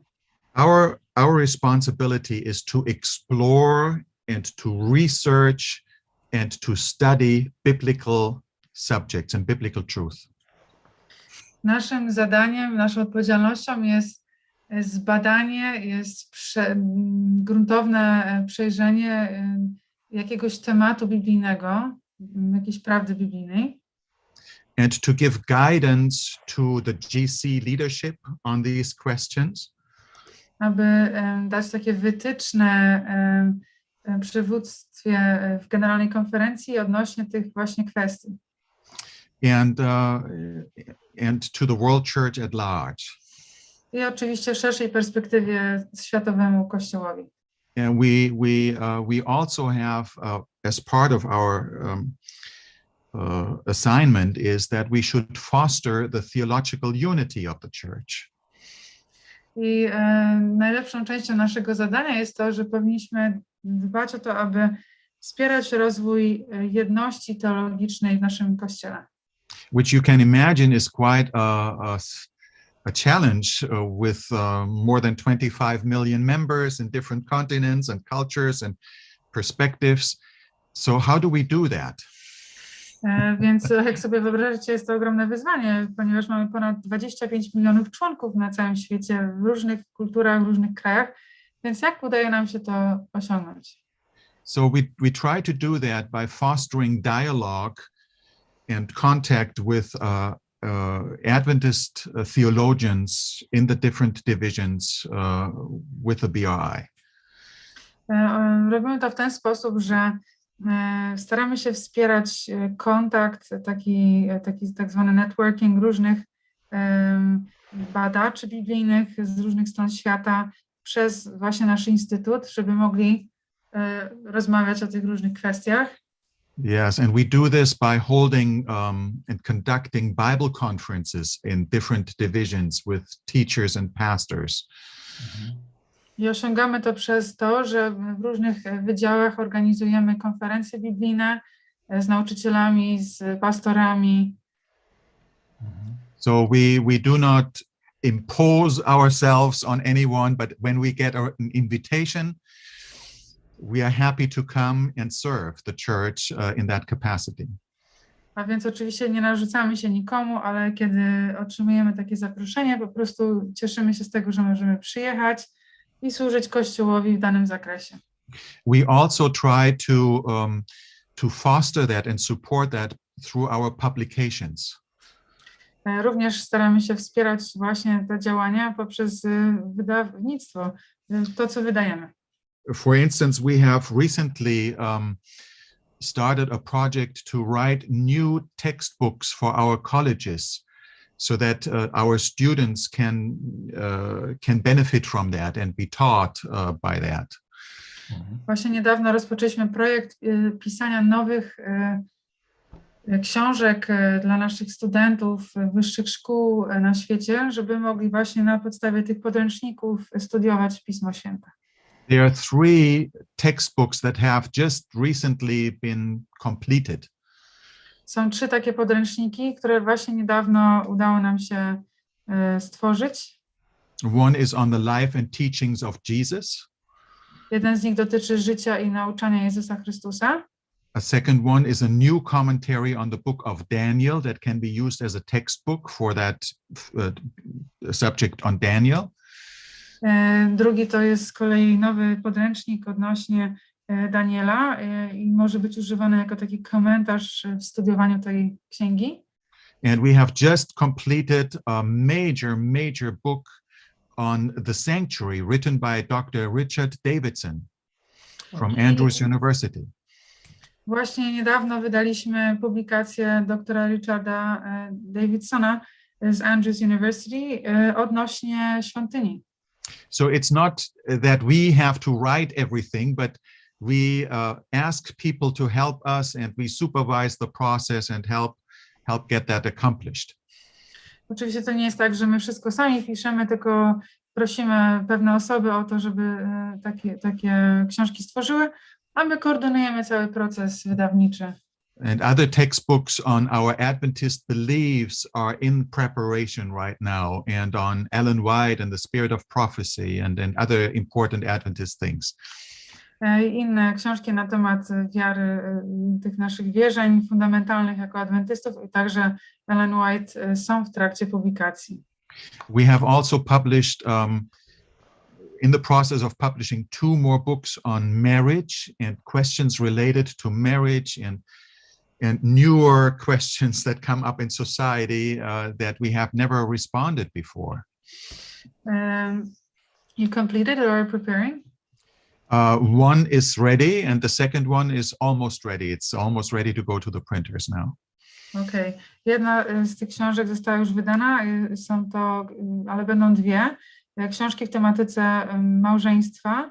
Są to zagadnienia, które nigdy wcześniej nie były poruszane, znaczy nigdy tak oficjalnie, także no, jest to coś już zupełnie nowego, osadzone w kulturze, w której żyjemy. Also, we are preparing 2 books. One has been published already on the Old Testament and the other one on the New Testament on the Sabbath in Scripture, Old Testament and New Testament, with different authors writing chapters responding to questions that people have about the Sabbath and why we keep the Sabbath.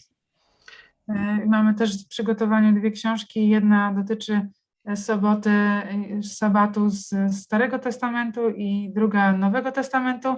I tam różne osoby piszą, komentują, czy odpowiadają na pytania, które różne osoby mają odnośnie tego zagadnienia. So the good news is that all these books, you know, this is another book that we just recently published on biblical hermeneutics, on biblical interpretation from an Adventist perspective. I dobra wiadomość jest taka, że wszystkie te książki, a tu właśnie macie przykład kolejny na temat biblijnej hermeneutyki jako adwentystów, jest to, że So you can get all these books on Kindle, in digital format on Amazon.com. If you go to Amazon.com, Just type in Adventist Biblical Research and you'll see all the books that we have published there available in digital format, not just in print, but very cheap, very affordable. Powiem wam, że właśnie ta dobra nowina jest taka, że wszystkie one są dostępne na Amazonie w wersji na Kindle. Wystarczy po prostu wejść sobie na Instytut Badań Biblijnych i tam się wyświetli cała lista publikacji. I są tanie. And let me just add two little details and then we can go to another question. Okay. Dwa małe szczegóły i możemy wrócić do innego pytania. You know, also please go to our website, the website of the BRI, the Biblical Research Institute. Zapraszam was również na naszą stronę internetową. It's a long name, adventistbiblicalresearch.org. Jest to długa nazwa, adventistbiblicalresearch.org. Tutaj pewnie pod nagraniem wyświetlimy. And there you will find materials, you know, and answers to questions, and we have shorter little brochures. We call them BRI releases on very interesting current subjects, be that abortion or lifestyle or interpretation of the book of Daniel or whatever it is. And you can download them for free. It doesn't cost you anything. I tam znajdziecie całą rzeszę różnych pytań, odpowiedzi, nawet takie małe broszurki czy małe publikacje, które są zupełnie za darmo na temat różnych spraw typu właśnie Mariusz, go to releases, and these are the, you know, go to releases, yes. I tutaj mamy releases i tutaj and mamy here you właśnie... see the releases with all the subjects, and you can download that for free. It doesn't cost you a penny. I tu zobaczcie, mamy różne takie tematy właśnie, to nic nas nie on the kosztuje. Trinity, you know, on all kinds of questions, different questions that people have, and we respond to that. Daniel 11, you know, and Daniel 11, awesome, because I was just studying it recently. Yeah, or abortion on the Sabbath, and all kinds of things. So this is really Wszystkie te materiały są za darmo. If you know English, of course. Jeśli znacie angielski, to możecie korzystać dowoli z tego wszystkiego, co tam jest. But if you know English, also please subscribe to the BRI newsletter. It's a digital newsletter. Just send us your email. You can do with us also on the homepage. Just add your email and you receive it for free 4 times a year with new articles and book reviews and interesting things. Ale ja już nie mogę doczekać historii o twoim dziadku. Więc tylko szybko przetłumaczę. Można również subskrybować, dostawać wiadomości 4 razy do roku odnośnie wszystkich nowości. A teraz we would like to hear the story about your grandfather. Oh, my grandfather. Okay. Thank you. You know, my grandfather was an amazing man. Mój dziadek był naprawdę niesamowitym człowiekiem. Ile lat miał jak zmarł? How old was he when he passed away? He was in his 90s, I think 91, 92, something tak 91, 92 lata. Similar to my father, yeah. Podobnie jak mój ojciec. And he was a very tall man and had a tremendous sense of humor. On był bardzo wysokim mężczyzną i miał po prostu niezwykłe poczucie humoru. And he could laugh about himself, you know, and had a natural ability to connect with people that he'd never seen before. And he loved to be a colporteur, a literature evangelist, you know, and worked for many years, even at the division secretary for that. Yeah. On miał taką naturalną zdolność nawiązywania kontaktu z ludźmi, których nigdy wcześniej nie widział. Pracował jako kolporter przez wiele lat i wspierał Kościół. You know, when I was a little boy, I listened to those stories in that book, A Thousand Shall Fall. My grandmother would tell them to us. Jako mały chłopiec słuchałem wszystkich tych historii opisanych w książce. Moja babcia opowiadała nam je. And I would sit at her feet and she would tell the stories. And when she was finished, I would say to her, "Tell it again, Oma. Tell it again." I tak siedziałem i słuchałem tego, co ona opowiadała, i kiedy ona już kończyła opowiadanie, to ja zawsze mówiłem: Babcia, opowiedz mi to jeszcze raz. Yeah. And, there are many more stories than are just listed in the book. I oczywiście jest wiele więcej historii niż zostało opisane w książce. In my most recent book, Living for God, I tell another story that is not in the book. And I will relate that to you so that you get a little glimpse of my grandfather here. W mojej ostatniej publikacji Żyjąc dla Boga opisuję jedną historię, której nie ma w poprzedniej książce. Chciałabym się nią z wami dzisiaj podzielić. When he was forced to join the German military, he didn't want to do that, but he was forced to do that. Kiedy mój dziadek został zmuszony do tego, aby dołączyć do wojska niemieckiego, nie chciał tego zrobić, ale został zmuszony. He really didn't want to kill anybody, and so he had a wooden pistol. I on naprawdę nie chciał nikogo zabić, więc po prostu trzymał taki drewniany pistolet w kaburze. My father was a little boy, and he once saw that wooden pistol that was specially made for my grandfather. I mój ojciec jako mały chłopiec kiedyś zauważył właśnie ten pistolet z drewna, który był specjalnie zrobiony dla mojego ojca. And my father said to me, it looked like the real thing, exactly like the real pistol. I ojciec mi powiedział, słuchaj, to wyglądało dokładnie tak jak prawdziwa broń. It had the trigger, it had the color, every detail was just like the real thing. Miało oczywiście spust, miało ten kolor, no po prostu w detalach było bardzo dobrze zrobione jak prawdziwe. But it was made out of wood, and my grandfather said, don't tell anyone because I could be killed because of that. I mój dziadek powiedział mojemu ojcu, nie mów nikomu, bo mogą mnie zabić z tego powodu. So one day while he was serving in Russia, I think he was in the Ukraine at that time, in the southern part of what was Russia then. Myślę, że kiedyś jak służył właśnie w Rosji, to była prawdopodobnie południowa Ukraina wtedy. The German troops were advancing and they had received order from the highest command of the Wehrmacht. Niemcy awansowali gdzieś dalej w swoich podbojach i dostali komendę z Wehrmachtu. That when they had captured a village or a city, że kiedy udało im się that they should search every single house to see if anyone is hiding. Że kiedy udało im się zdobyć jakieś miasto albo wioskę, to mieli przeszukać każdy pojedynczy dom i upewnić się, że nikt nie chowa się. Because there were many partisans, soldiers who would fight the German soldiers behind the lines.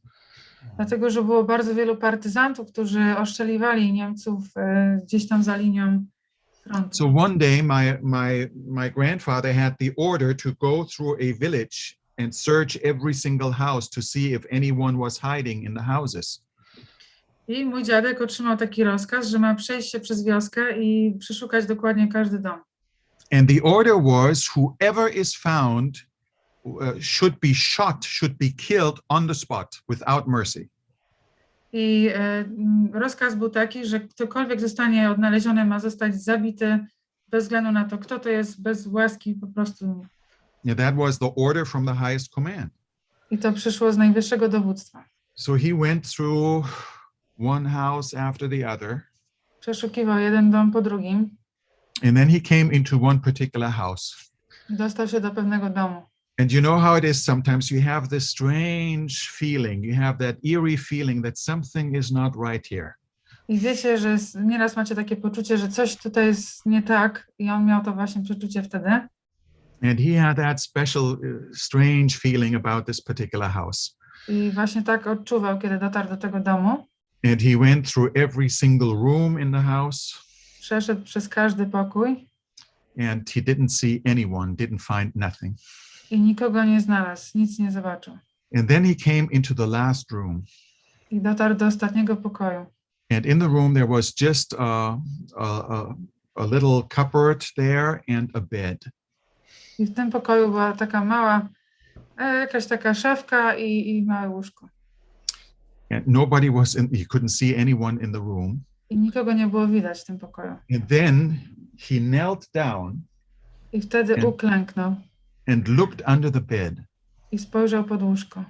And when he looked under the bed, he saw a young man hiding under the bed. Gdy tam spojrzał, zobaczył młodego mężczyznę, który tam się skrył.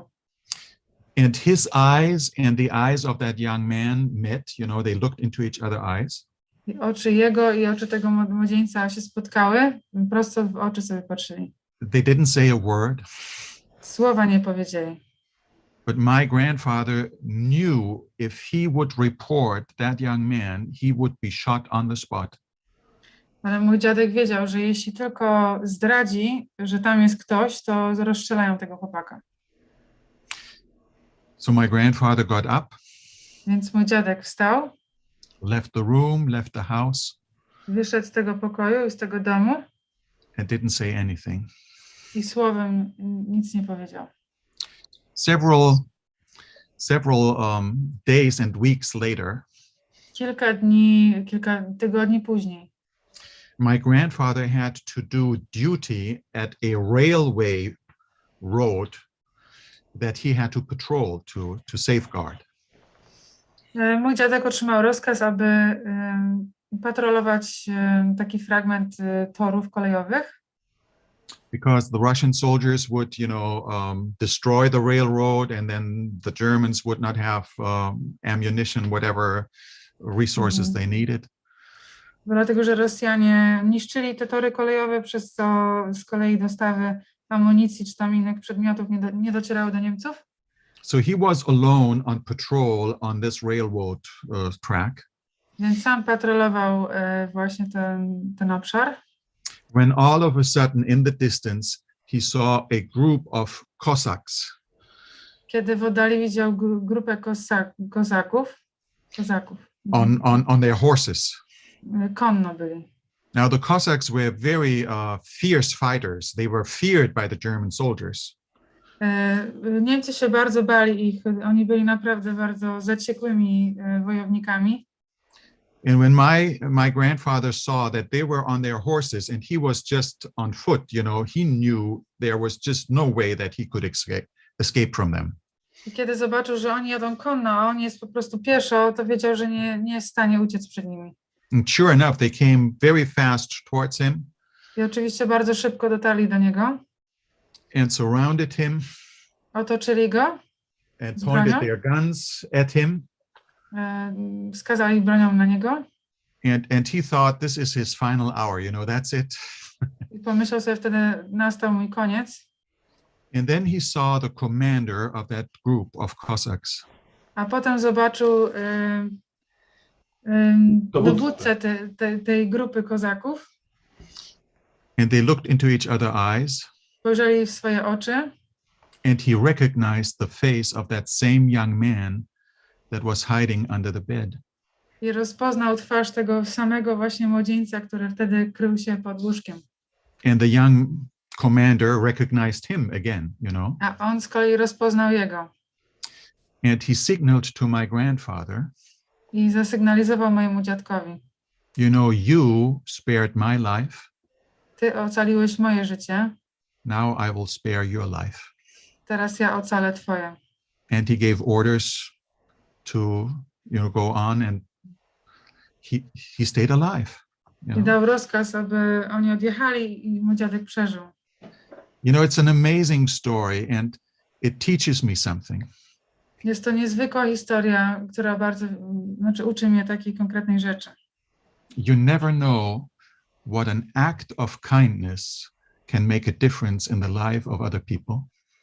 Nigdy nie wiesz, jaki czyn miłosierdzia, jak może zmienić czyjeś życie.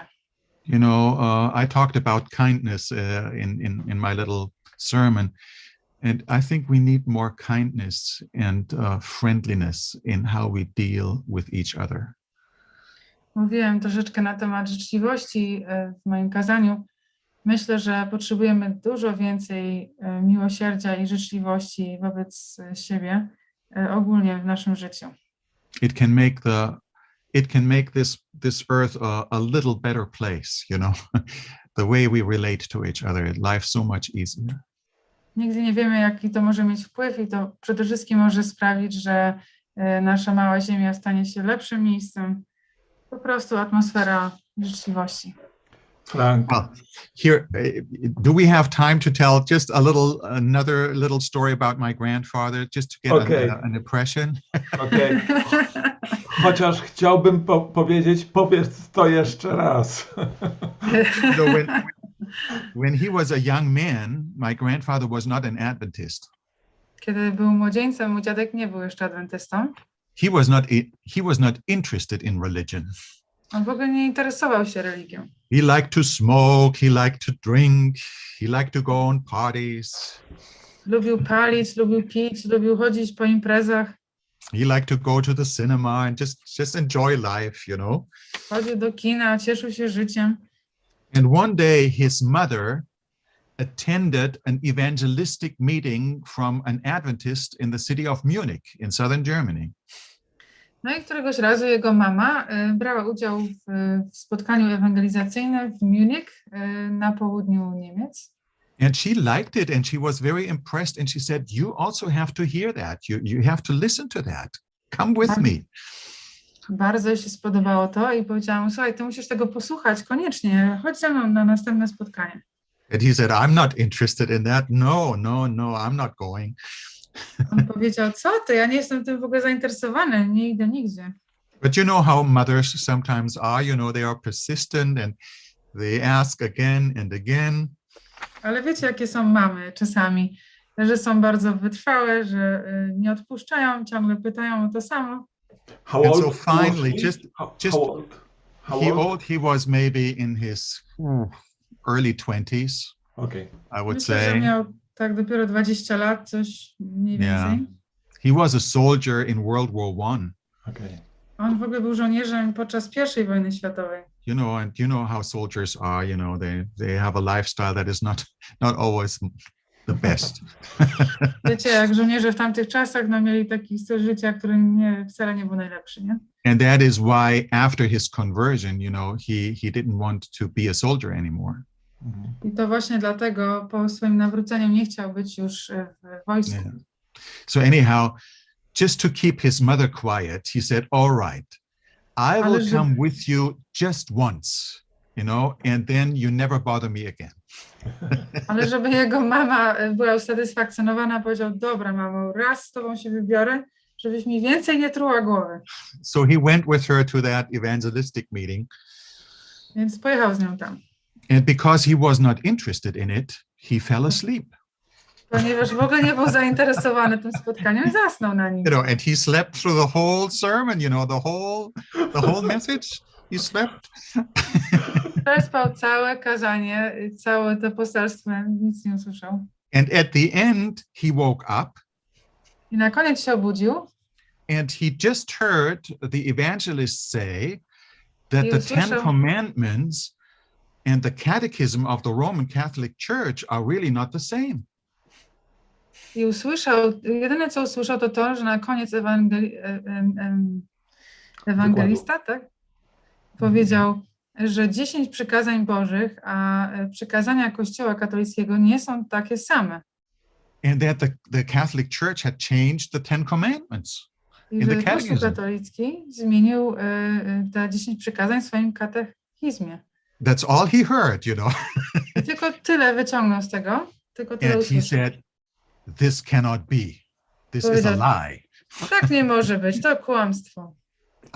I have never read the catechism, I've never read the Bible, but this cannot be true. Mówi, nigdy nie przeczytałem ani katechizmu, ani Biblii, ale to nie może być prawdą. I will prove him wrong, he said. Udowodnię mu, że się myli.